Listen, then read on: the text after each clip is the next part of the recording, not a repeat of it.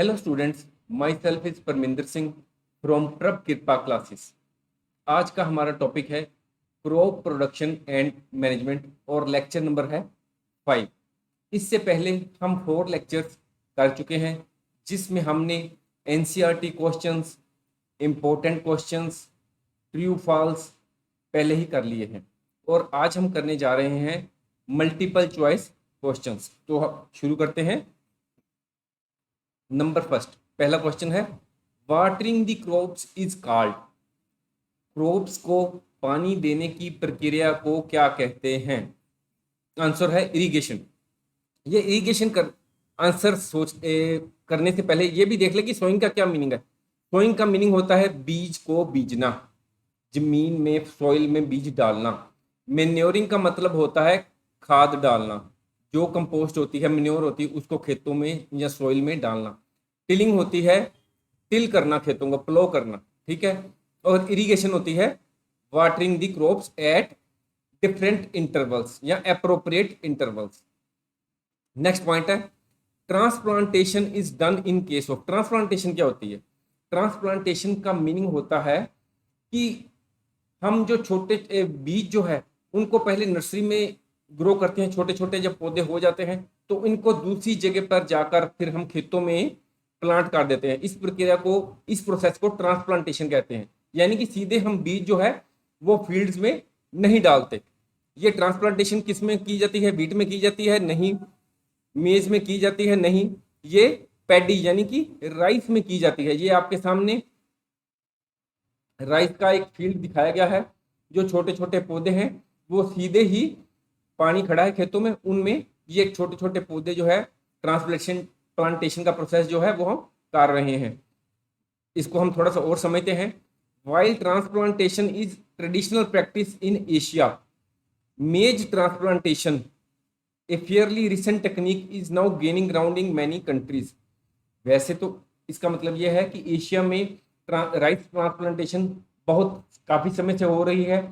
अगर हम मेज ट्रांसप्लांटेशन की बात करें तो ये एक बहुत ही रिसेंट टेक्निक है, इसलिए हमारा आंसर जो है वो मेज ट्रांसप्लांटेशन नहीं, राइस प्लांटेशन या पैडी ट्रांसप्लांटेशन ही रहेगा। नेक्स्ट पॉइंट है 3, the process of loosening of the soil is called tilling. ठीक है, टिलिंग में क्या होता है कि सॉइल को हम ऊपर नीचे करते हैं, over turning of the soil करते हैं और इससे सॉइल लूज हो जाती है। वैसे नेक्स्ट पॉइंट भी हमें पता होना चाहिए कि हार्वेस्टिंग का क्या मतलब है। हार्वेस्टिंग का मीनिंग होता है to cut the crop when the crop is mature. जब क्रॉप मैच्योर हो जाती है तो उसको काटने के प्रोसेस को हम हार्वेस्टिंग कहते हैं। स्प्रेइंग किसे कहते हैं? फील्ड्स में हम कोई स्प्रे करें। वीडिंग क्या होता है? वीडिंग क्या होता है कि जो अनचाहे प्लांट्स हमारे खेतों में, हमारे फील्ड्स में ग्रो कर जाते हैं, उनको हटाने के प्रोसेस को वीडिंग कहते हैं। और ये टिलिंग के प्रोसेस की डेफिनेशन द्वारा दी हुई है। The process of loosening and turning of the soil is called tilling. Next point है the supply of water to crops at different intervals is called irrigation. यहां पर एक पॉइंट नोट करने वाला है, एट डिफरेंट इंटरवल्स, थोड़े थोड़े समय बाद। मतलब कि हो सकता है कि अगर गर्मी है, समर मौसम है, समर का सीजन है, तो सुबह शाम 2 बार वाटर देना पड़े क्रॉप्स को, या क्रॉप्स के हिसाब से 1 दिन बाद या 2 दिन बाद देना पड़े।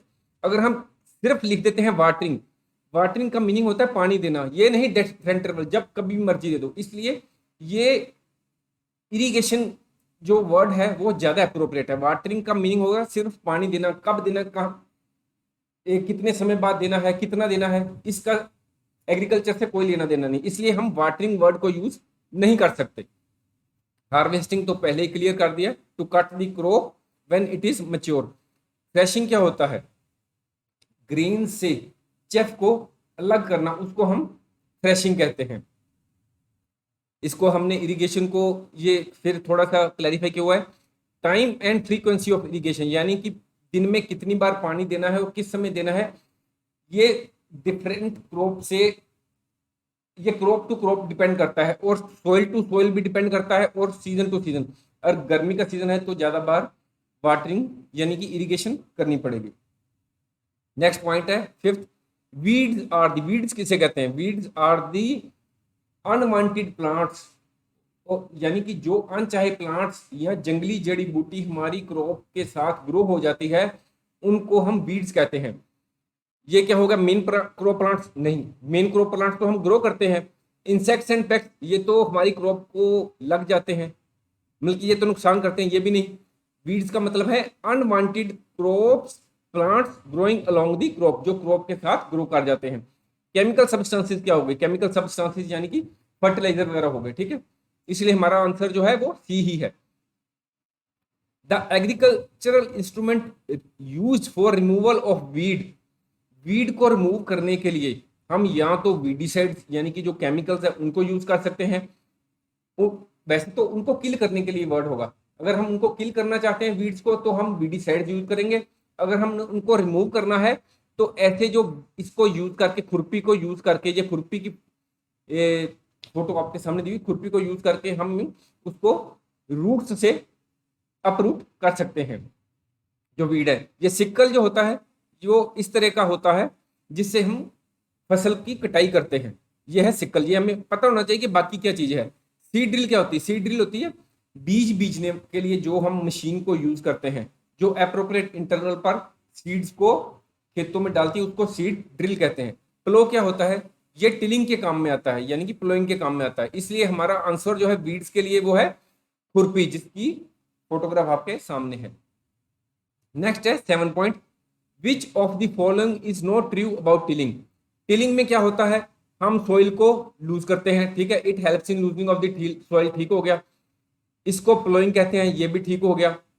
It improve circulation in soil, जब हम टिलिंग के दौरान सॉइल को 5-10 इंच तक ऊपर नीचे करते हैं तो इससे जो सॉइल है हमारी ओवरटर्न हो जाती है, यानी कि निचली सतह जो होती है सॉइल की वो ऊपर आ जाती है, ऊपरली वाली नीचे, ऐसा हो जाता है सिस्टम। तो हमारे लिए जो गलत पॉइंट क्या है? It helps in losing moisture, इससे मॉइस्चर लूज करने में सहायता नहीं मिलती, ये पॉइंट गलत है। नेक्स्ट पॉइंट है, which one is not a source of irrigation. Irrigation का सोर्स क्या नहीं है? हम ट्यूबवेल से भी इरिगेशन करते हैं खेतों में, ठीक है। कई बार लेक्स से पानी लिया जाता है इरिगेशन के लिए, ये भी ठीक है। केनाल्स को यूज करते हैं, ये भी ठीक है। पर हम समुद्रों से या ओशन से हम नहीं लेते। अगर हम ओशन से वाटर लेंगे तो खेतों में हड़ आ जाएगा किसी वक्त समय भी, पानी का फ्लो बहुत ओशंस में ज्यादा होता है, उसको कंट्रोल करना आसान नहीं होगा। इसलिए हमारा आंसर जो है वो है फोर्थ, कि ओशन जो है वो सोर्स ऑफ इरिगेशन नहीं है। ये डिफरेंट सोर्सेज ऑफ इरिगेशन आपके सामने दिए हुए हैं। ये स्प्रिंकलर सिस्टम हो गया, ठीक है, ये डिफरेंट सोर्स है, ये पाइप्स के थ्रू दे रहे हैं, ठीक है। ये आपके सामने कंबाइन की फोटोग्राफ है, क्वेश्चन भी हमारा कंबाइन पर है। कंबाइन को किस काम में यूज करते हैं? Sowing of seeds. Sowing of seeds के लिए हम क्या यूज करते हैं? आपको पहले बताया था, सीड ड्रिल को यूज करते हैं। हार्वेस्टिंग ऑफ द क्रॉप्स किसके लिए यूज की, क्या यूज कर सकते हैं हम हार्वेस्टिंग के लिए? हार्वेस्टर को भी यूज कर सकते हैं और कंबाइन हार्वेस्टर को भी यूज कर सकते हैं, ठीक है। थ्रेशिंग के लिए हम क्या यूज कर सकते हैं? थ्रेशिंग के लिए हम थ्रेशर को भी यूज कर सकते हैं और कंबाइन को भी यूज कर सकते हैं। ये जो कंबाइन होती है ये हार्वेस्टिंग भी करती है, ये थ्रेशिंग भी करती है, और ये तो हमें 2 पॉइंट ही दिए हुए ना, इसके अलावा अगर ये भी लिखा हो ना, विनोइंग, ये जो कंबाइन की मशीन होती है ये हार्वेस्टिंग भी करती है, थ्रेशिंग भी करती है और विनोइंग भी करती है, यानी कि फसल को काटती भी है, ग्रेन्स को चेफ, ग्रेन्स के ऊपर जो चेफ होती है उसको भी रिमूव करती है, और विनोइंग भी करती है, यानी कि जो ग्रेन के साथ हस्क मिक्स हो जाती है, यानी कि मिट्टी के कण वगैरह जो ग्रेन्स के साथ मिक्स हो जाते हैं ये भी रिमूव कर देती है। यानी कि combine does the work of harvesting, threshing and winnowing while the crop is still in the field. ये खेतों में ही तीनों काम कर लेती है कंबाइन की मशीन। यहाँ पर क्योंकि दो ही ऑप्शन है, हार्वेस्टिंग एंड थ्रेशिंग, तो इसलिए हमारा क्वेश्चन जो है वो डी है। अब नेक्स्ट पॉइंट है, harvesting is a task of. Harvesting क्या है? हार्वेस्टिंग जैसे मैंने आपको पहले बताया, cutting the crop after it is mature. जब फसल खेत में बनकर तैयार हो जाती है, मैच्योर हो जाती है, तो इसको काटने के प्रोसेस को हार्वेस्टिंग कहते हैं। ये मैनुअली हार्वेस्टिंग की जा रही है, इसके लिए हम हार्वेस्टिंग के लिए हार्वेस्टर भी यूज कर सकते हैं, या ऊपर दी हुई जो फोटोग्राफ है हार्वेस्ट कंबाइन है उसको भी यूज कर सकते हैं। ये दूसरे पॉइंट भी हम समझ लेते हैं, ये क्या है, separating of grains from chef. ये नहीं है, ये थ्रेशिंग हो सकता है, वैसे तो अप्रोप्रिएट वर्ड होगा separating of chef from the grains, उसको थ्रेशिंग कहेंगे। ठीक है, cutting of the crop before it is mature. अगर फसल बनकर तैयार ही नहीं हुई तो अगर हम उसको काट लेंगे तो ये फसल खराब हो जाएगी, और नन ऑफ द अबव तो हमारा क्वेश्चन है ही नहीं, आंसर है ही नहीं। ठीक है, इसलिए हमारा आंसर जो है हार्वेस्टिंग का वो यही है, cutting of the crop after it is mature. जब फसल बनकर तैयार हो जाए तो इसको काटने को हार्वेस्टिंग कहते हैं। नेक्स्ट पॉइंट है, which instrument is use for spraying pesticides. यहाँ पर ये देखें, वो ये वर्ड बड़ा इंपॉर्टेंट है, स्प्रेइंग। स्प्रे करने के लिए क्या यूज करेंगे, स्प्रेयर को यूज करेंगे। वैसे दूसरे पॉइंट भी हमें पता होना चाहिए कि कल्टीवेटर क्या होता है। कल्टीवेटर भी एक जो है वो एग्रीकल्चर का एक इंस्ट्रूमेंट ही है, एग्रीकल्चर में यूज होने वाला। अगर प्लो की बात करें, प्लो क्या है, ये प्लोइंग के काम में आता है। कंबाइन क्या है, जैसे आपको पहले ही बताया, थ्रेशिंग, हार्वेस्टिंग और विनोइंग के काम में आता है। हमारा यहाँ आंसर क्या हो गया, ये वाला स्प्रेयर। ठीक है, ये आपके सामने, ये स्प्रेयर की फोटोग्राफ आपके सामने दी हुई है। ठीक है, अगर हम ग्रेन्स को घर पर स्टोर करना चाहते हैं तो हम क्या यूज करेंगे, ये आपके सामने फोटोग्राफ दी हुई है, नीम के पत्ते यूज करेंगे। उसके लिए हम मैंगो के लीव्स को नहीं यूज करेंगे, पिपल के पत्तों को नहीं यूज करेंगे, जो गीले पत्ते हैं नीम के उसको भी यूज नहीं करेंगे, वेट नहीं यूज करेंगे, जो सूखे पत्ते हैं उनको यूज करेंगे। वो हम क्या करते हैं, जैसे हमने गनी बैग्स में ग्रेन्स डालने उसके साथ ही थोड़े से पत्ते नीम के भी डाल देते हैं, इसलिए हमारा क्वेश्चन ड्राइड नीम लीव्स होगा। नेक्स्ट 13th क्वेश्चन है, विच इज पेस्टिसाइड। पेस्टिसाइड किसे कहते हैं, पहला है 2,4 डाइक्लोरोफॉक्सी एसिटिक एसिड। क्या ये है, नहीं, ये क्या नहीं है, ये क्या है, ये एक हर्बिसाइड है जो वीड के कंट्रोल में काम में आता है। मेलाथियन, मेलाथियन क्या है, मेलाथियन एक इंसेक्टिसाइड है which is commonly use to control mosquitoes and a variety of insects that attack fruits and vegetables. इसलिए मेलाथियन जो है हमारा आंसर है। ठीक है, वैसे हमें बाकी का भी पता होना चाहिए कि मेटाक्लोर क्या है। मेटाक्लोर एक हर्बिसाइड है जो बहुत ज्यादा इफेक्टिव है, किस केस में, ग्रासिस के केस में, यानी कि अगर ग्रास खेतों में उग जाते हैं तो उसके लिए जो किल करने के लिए जो हम यूज करते हैं उसको मेटाक्लोर कहते हैं। क्लोरोफॉर्म क्या हुआ, ये एक सोलवेंट है जिसको हम यूज करते हैं floor polishes, resins, adhesives, alkaloids, fats, oils और रबड़ के केस में। ठीक है, इसलिए पेस्टिसाइड क्या है, पेस्टिसाइड की एग्जांपल हो गई मेलाथियन। ठीक है, तो नेक्स्ट करते हैं 14th, the plant roots containing nitrogen fixing bacteria are. जो लेग्यूम क्रॉप्स होती है ना उनमें होते हैं ये नाइट्रोजन फिक्सिंग बैक्टीरिया। ठीक है, लेग्यूम क्रॉप्स की एग्जांपल है आपके सामने, क्या है, पी। ठीक है, मटर, ये आपके सामने मटर की क्रॉप ग्रो की जा रही है, इसलिए हमारा आंसर है पी, लेग्यूम क्रॉप्स। ठीक है, ये दूसरे बाकी के क्वेश्चन मेज, ओनियन या पोटैटो ये है लेग्यूम क्रॉप्स नहीं है, ये इनकी रूट्स में नाइट्रोजन फिक्सिंग बैक्टीरिया नहीं होते, सिर्फ पी के केस में होते हैं। नाइट्रोजन फिक्सिंग प्लांट्स की कुछ एग्जांपल्स हैं अल्फाल्फा, peanuts, soybeans, fenugreek and pea, यानी कि इन सभी प्लांट्स के जो रूट्स होती हैं उनमें नाइट्रोजन फिक्सिंग बैक्टीरिया होते हैं।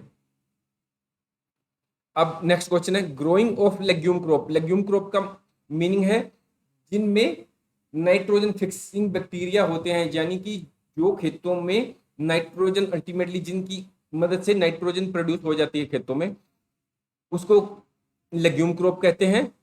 ठीक है, growing of legume crop in between wheat crop. Wheat crops के बीच में अगर हम लेग्यूम क्रॉप को ग्रो करते हैं तो इसको क्या कहते हैं, वीट क्रॉप।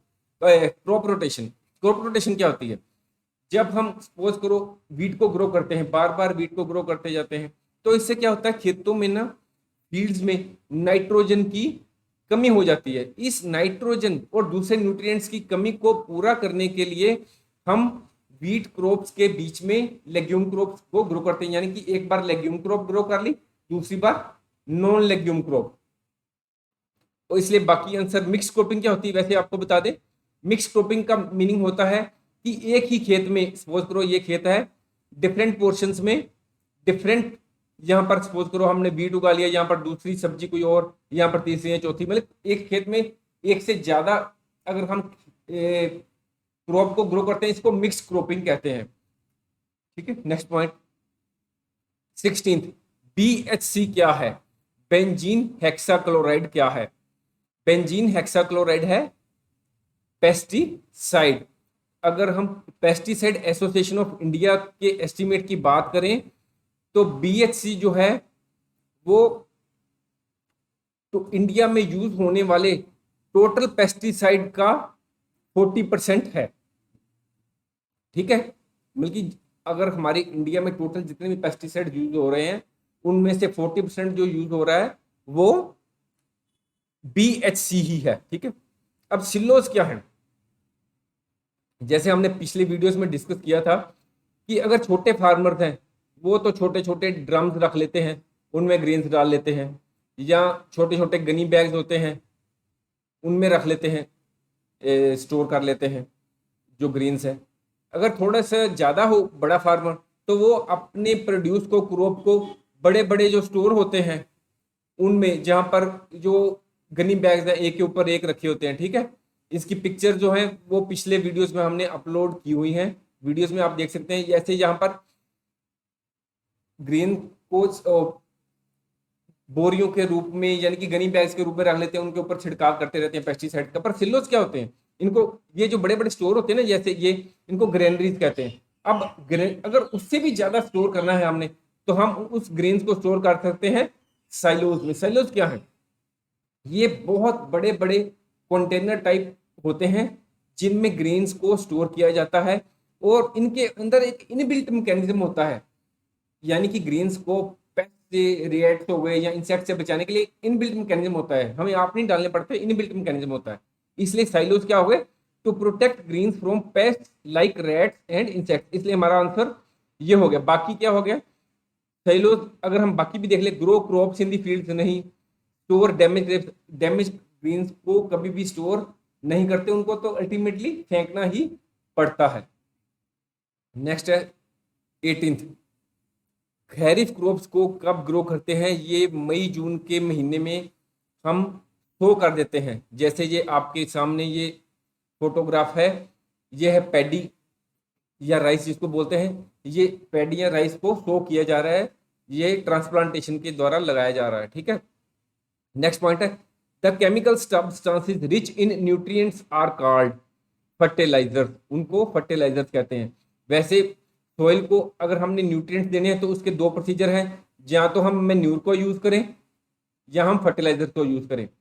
ये जो होते हैं मैन्योर, ये नेचुरली प्रिपेयर होते हैं ओपन एरिया में। ऑर्गेनिक वेस्ट, ऑर्गेनिक वेस्ट का मतलब है जो एनिमल्स के रिमीन्स, डेड रिमीन्स होते हैं या प्लांट के डेड रिमीन्स होते हैं, यानी कि प्लांट जब डाई हो जाते हैं या एनिमल डाई हो जाते हैं तो उनको जब हम किसी इकट्ठे किसी स्थान पर, जैसे गड्ढे के बीच में डाल लेते हैं, तो माइक्रो ऑर्गेनिज्म जो होते हैं उनके वो डिकम्पोज कर देते हैं। ये एनिमल प्लांट वेस्ट या प्लांट की वेस्ट होती है उनको डिकम्पोज करके मैन्योर बना देते हैं। ये हम मैन मेड भी हो, मतलब कि आप भी बना सकते हैं, मतलब कि या अपने आप कुदरती तौर पर अगर जमीन पर किसी भी जगह कुछ भी एनिमल का वेस्ट या प्लांट वेस्ट पड़ा रहता है तो वो अपने आप भी बन जाता है।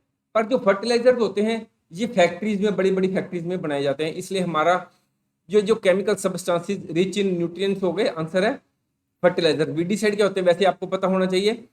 वीडीसाइड जो होते हैं ये वीड्स को किल करने के लिए आते हैं, पेस्टिसाइड पेस्ट को मारने के लिए होते हैं, हर्बिसाइड जो होते हैं जो हर्ब्स को किल करने के लिए होते हैं, जो अनचाही जड़ी बूटियां होती हैं उनको ही किल करने के काम में आते हैं। कंपोस्ट, कंपोस्ट क्या होता है? ये आपके सामने पिक्चर में दिखाया है। कंपोस्ट जैसे मैंने आपको पीछे डिस्कस किया कि एनिमल रिमेन्स और डेड रिमेन्स को जब डिकम्पोज करते हैं माइक्रो ऑर्गेनिजम्स, उससे कंपोस्ट बनता है। कंपोस्ट ही मेन्योर है। अगर हम फर्टिलाइजर की बात करें तो ये तो मैन मेड होता है और बड़े बड़े फैक्ट्रीज में बनाया जाता है। पेस्टिसाइड भी बड़े बड़े फैक्ट्रीज में बनाए जाते हैं, वीडीसाइड्स भी फैक्ट्रीज में बनते हैं और ये वीड्स को किल करने के काम में आते हैं। साइंस ऑफ एग्रीकल्चर में क्या होता है? साइंस ऑफ एग्रीकल्चर में ये देखें, हम केवल एनिमल्स को ही नहीं पालते, यानी कि ये जैसे गाय है उससे हम दूध प्राप्त करते हैं, ठीक है। हम छोटे चिकन वगैरह को मीट के लिए ग्रो करते हैं या उनके एग्स के लिए ग्रो करते हैं, और ये दूसरे एनिमल्स भी हैं जैसे फिश है, उसको भी हम उसकी पोल्ट्रिंग करते हैं इसी, ठीक है। इसलिए ये जो आंसर है मैनेजमेंट ऑफ ह्यूमंस, ये कांटा ये नहीं, ठीक नहीं है। मैनेजमेंट ऑफ प्लांट्स नहीं, मैनेजमेंट ऑफ एनिमल्स नहीं, इसमें हम management of animals and management of plants दोनों करते हैं। इसमें हम कैटल भी ग्रो कर रहे हैं और प्लांट्स को भी ग्रो करते हैं।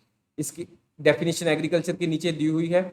ये एक साइंस है, ये art of cultivating the soil है। इसमें हम क्रॉप्स को भी प्रोड्यूस करते हैं और लाइव स्टॉक यानी कि कैटल को भी हम रेज करते हैं, पालते हैं, यानी कि कैटल को। नेक्स्ट पॉइंट है वीट एंड ग्राम। वीट, ये वीट की पिक्चर है, ये ग्राम, ग्राम का मतलब है जो सफेद चने हो गए या काले चने हो गए, ये किस को बिलोंग करते हैं? ये रब्बी क्रॉप्स को बिलोंग करते हैं। रब्बी क्रॉप्स वो एग्रीकल्चर क्रॉप्स होती हैं जो सर्द ऋतु में सो की जाती हैं और इनको हार्वेस्ट किया जाता है स्प्रिंग में। हार्वेस्ट का मतलब इनकी कटाई जो है स्प्रिंग सीजन में होती है। रब्बी क्रॉप्स की कुछ एग्जांपल्स हैं, उनकी एग्जांपल्स हैं wheat, gram, P, mustard and linseed. अब खरीफ क्रॉप की कुछ एग्जांपल्स आपके सामने हैं। ये राइस है, ये मेज है, ठीक है। राइस को पैडी भी कहते हैं, आपको सामने पहले ही बोल दिया है, ठीक है। Next point, big pieces of soil are called. अगर सोइल में बड़े बड़े कुछ टुकड़े हों तो उसको क्या बोलते हैं? उनको सैंड नहीं, सैंड तो बिल्कुल छोटे छोटे कण होते हैं, इसलिए ये नहीं हो गया। स्टोन्स हो गए, छोटे छोटे स्टोन्स हो सकते हैं, और ये नन ऑफ दीज नहीं, ये है छोटे छोटे जो बिग पीसीज ऑफ सॉइल होते हैं उनको हम क्रम्स कहते हैं। नेक्स्ट पॉइंट है the process of separation of grain from the chaff after harvesting is known as threshing, ठीक है। टिलिंग में क्या होता है? ये तो होता है प्लॉइंग, स्प्रेइंग स्प्रे करना। वीडिंग होता है वीड्स को हटाना। वैसे तो अगर ये क्वेश्चन होता इस तरह होता कि process of separating chaff from the grain is known as threshing, वो ज़्यादा अच्छा होता, पर हमारे पास और कोई ऑप्शन नहीं, या क्वेश्चन इस तरह लिखो, इसलिए हमें थ्रेशिंग ही ऑप्ट करना पड़ेगा। 2,4-D क्या है? ये एक वीडीसाइड है। Soil matter formed by decade organic matter is called humus. जो डिकेड ऑर्गेनिक मैटर है, डिकेड ऑर्गेनिक मैटर का मीनिंग है जो एनिमल रिमेन्स या प्लांट के रिमेन्स होते हैं उन पर जो माइक्रो ऑर्गेनिजम्स, छोटे छोटे माइक्रो ऑर्गेनिज्म एक्ट करते हैं, तो इससे एक डार्क कलर का एक ऑर्गेनिक मटेरियल बन जाता है जिसको हम्मस कहते हैं, ठीक है। पेस्टिसाइड तो आपको पहले बोल दिया, ये पेस्ट को कंट्रोल करने में काम में आता है। ये फर्टिलाइजर जो होते हैं ये फर्टिलिटी को बढ़ाने के लिए, सॉइल की उपजाऊपन बढ़ाने के लिए काम में आते हैं। बायोसाइड क्या होता है ये भी हमें पता होना चाहिए। Biocide is any chemical that destroys life poisoning, यानी कि एक तरह का ये पॉइजन ही है, ठीक है। जो ये जो बायोसाइड है ये पेस्टिसाइड भी हो सकता है, हर्बिसाइड भी हो सकता है, और ये फंजीसाइड भी हो सकता है, ठीक है। नेक्स्ट है the loosened soil helps in the growth of. अगर सॉइल को हम लूज करते हैं, लूज कैसे करते हैं? प्लोइंग के थ्रू या टिलिंग के थ्रू। इससे क्या होता है, सपोज करो ये सॉइल है, अगर हम सॉइल को लूज करते हैं तो क्या होता है? Over turning of the soil हो जाती है, ठीक है। यानी कि नीचे वाली सतह सॉइल के ऊपर, ऊपर वाली नीचे, ऐसे हो जाती है। तो इससे क्या होता है? सॉइल लूज होने से इसमें आसानी से अर्थवर्म्स ग्रो हो सकते हैं, छोटे छोटे माइक्रो ऑर्गेनिज्म जिनको माइक्रोब्स कहते हैं वो ग्रो हो सकते हैं, और अल्टीमेटली इनके अर्थवर्म्स या माइक्रोब्स के ग्रो होने से क्या होता है? मिट्टी के उपजाऊपन बढ़ता है और इससे प्लांट्स की भी अल्टीमेटली ग्रोथ होती है। तो इसलिए loosened soil helps in the growth of all of above. इसको थोड़ा सा क्लैरिफाई कर किया हुआ है। Soil loosened soil helps in the growth of earthworms in soil. These organism का मतलब अर्थवर्म्स को क्या कहते हैं? These are also called friends of the farmer since they further turn and loosen soil. क्योंकि इनको फ्रेंड्स ऑफ फार्मर क्यों कहते हैं ऑर्गेनिजम्स को, ये अर्थवर्म्स को? क्योंकि ये सॉइल को और ओवरटर्न करते हैं और सॉइल को लूज करते हैं, और इससे सॉइल में ह्यूमस भी ऐड होती है। और जो ह्यूमस है वो प्लांट की ग्रोथ के लिए बहुत अच्छी होती है। अगर लेवलिंग करें फील्ड की, नेक्स्ट क्वेश्चन है levelling of soil helps to prevent. Levelling of soil से क्या होता है? सपोज करो ये सॉइल है, खेत है, एक फील्ड है, ठीक है, इसमें सॉइल थोड़ी सी ऊपर नीचे है ये, ठीक है। अगर हम इसमें इसको प्लो करते हैं, लेवलिंग कर देते हैं तो ठीक है। अगर सपोज करो लेवलिंग नहीं करते तो इससे क्या होगा? सोइल इरोजन होगा। ये सपोज करो ये मिट्टी ऊपर नीचे है, ठीक है। अगर यहाँ पर पानी कुछ आएगा, हवा का झोंका आएगा या पानी आएगा, विंड आएगी या वाटर का फ्लो होगा, तो ये ऊपरी सतह है जो वो बहकर कहीं दूर चली जाएगी, ठीक है। इससे सोइल इरोजन होगा। लेवलिंग ऑफ सोइल अगर होगी, अगर सोइल प्रॉपर होगी ऐसे, तो पानी जो है वो सारे एक जैसा होगा, ठीक है। तो इससे सोइल इरोजन नहीं होगा, ठीक है। Levelling of soil prevents the top fertile soil from being carried away by strong winds और washed away by rain water. Rain water से भी जो है वो सोइल इरोजन हो जाता है अगर सोइल ऊपर नीचे हो। तो अगर सोइल लेवल्ड हो, एक जैसी हो, तो इससे यूनिफॉर्म डिस्ट्रीब्यूशन ऑफ वाटर होता है ड्यूरिंग इरिगेशन। जब हम खेतों में पानी लगाते हैं तो इससे सारे फील्ड में एक जैसा पानी डिस्ट्रीब्यूट हो जाता है। नेक्स्ट पॉइंट है which of the following is not a kharif crop. आपकी हेल्प के लिए ये खैरिफ क्रॉप की कुछ एग्जांपल्स पहले ही दी हुई हैं, ठीक है। इनमें आप देखेंगे कि खैरिफ क्रॉप जो है वो पैडी भी खैरिफ क्रॉप है, मेज भी एक, ये मेज है, ये देखें ना कॉर्न, ये मेज है, ये भी एक खैरिफ क्रॉप है। ग्राउंड नट भी एक खैरिफ क्रॉप है। और पी जो है, मटर जो है, ये एक खैरिफ क्रॉप नहीं है। जैसे मैंने आपको पहले बताया हुआ है ये एक लेग्यूमिनियस क्रॉप है, ये नाइट्रोजन फिक्सिंग बैक्टीरिया होते हैं ना उसके होती है, ये पीज है, ठीक है। ये पी क्या है? ये एक रबी क्रॉप है, इसलिए ये खैरिफ क्रॉप नहीं। हमारा आंसर क्या हो गया? Peas. Product obtained from the crops are called. जो हमें क्रॉप के द्वारा जो प्रोडक्ट मिलते हैं उनको क्या कहते हैं? प्रोड्यूस, ठीक है। क्रॉप तो पूरी फसल को कहते हैं। फर्टिलाइजर वो होते हैं जो खेतों के उपजाऊपन को बढ़ाते हैं। यील्ड क्या होता है?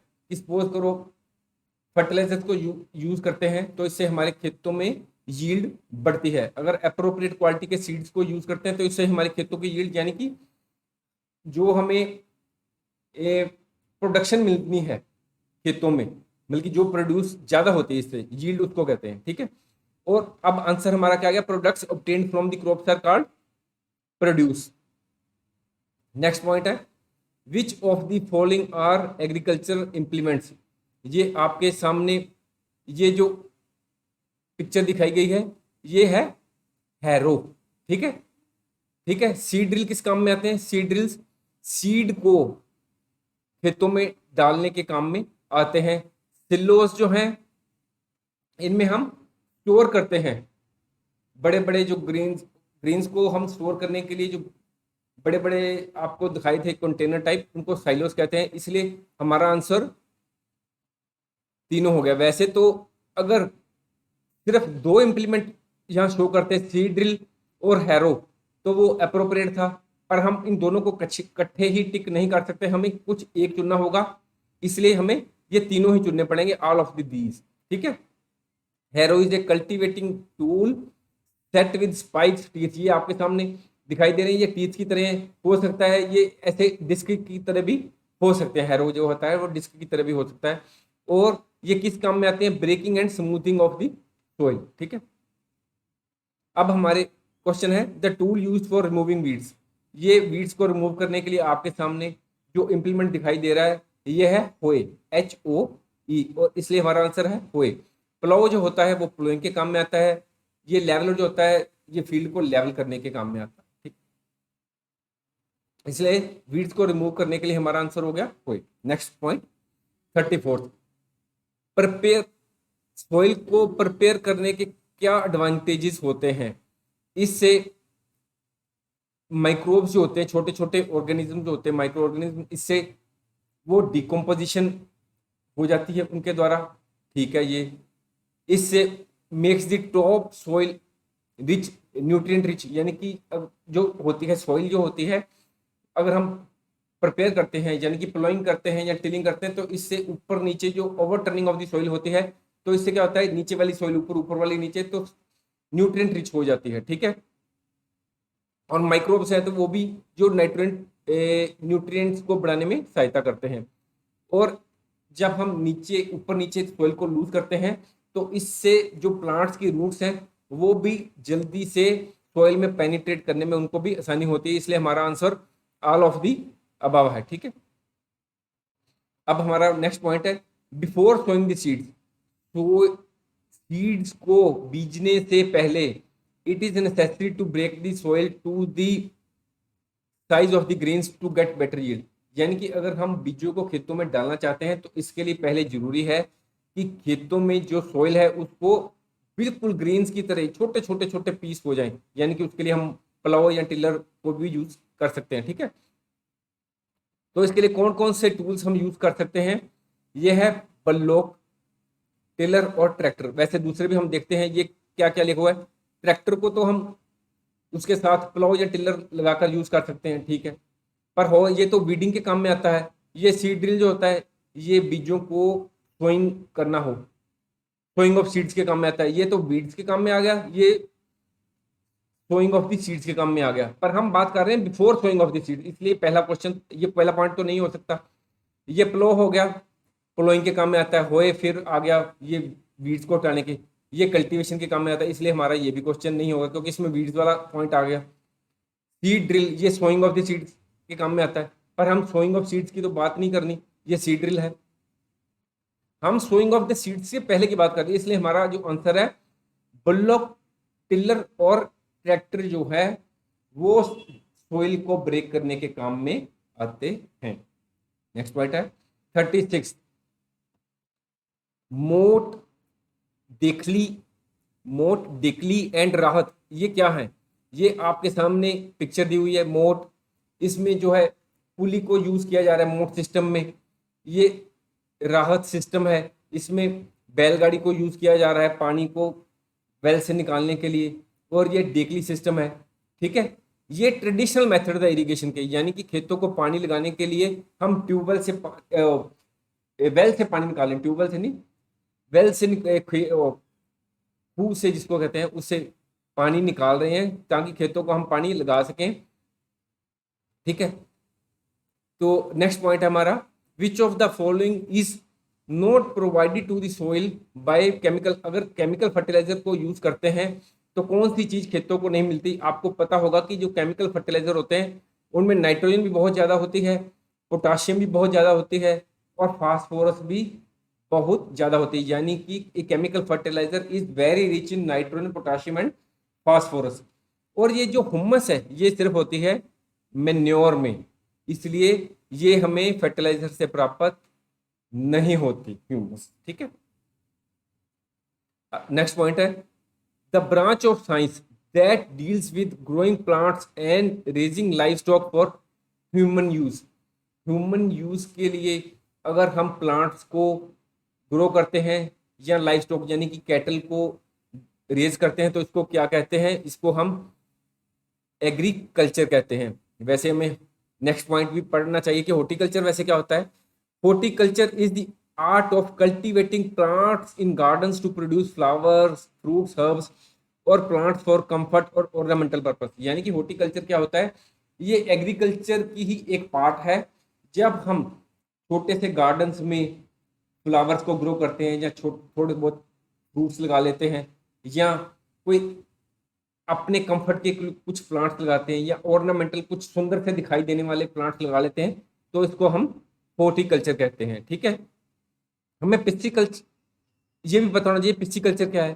फिश फार्मिंग को हम पिस्सिकल्चर कहते हैं। इसमें फिश को कमर्शियली रेज किया जाता है टैंक्स में, या इंक्लोजर्स में, such as fish ponds usually for food के लिए हम जब कमर्शियल तौर पर इनको ग्रो करते हैं, जब इनकी फार्मिंग करते हैं तो उसको फिश की, तो इसको पिस्सीकल्चर कहते हैं।